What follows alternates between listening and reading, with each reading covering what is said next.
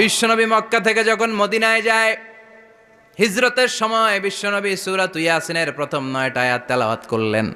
তেলাওয়াত করে আল্লাহর নাম নিয়ে ঘর থেকে বের হলেন। আশেপাশে কাফেররা ঘুরে কিন্তু বিশ্বনবীরে দেখে না, সবাই খেলে এরকম এরকম করে, ডানে বায়ে হাতায় বিশ্বনবীর সামনে দিয়ে যায়, কিন্তু কাফেরদের চোখ অন্ধ করে দিয়েছে কে? এজন্য কোরআন তেলাওয়াত করলে কাফেরদের চোখকে অন্ধ বানায় দেয় কে? এজন্য সূরার একটা নাম হচ্ছে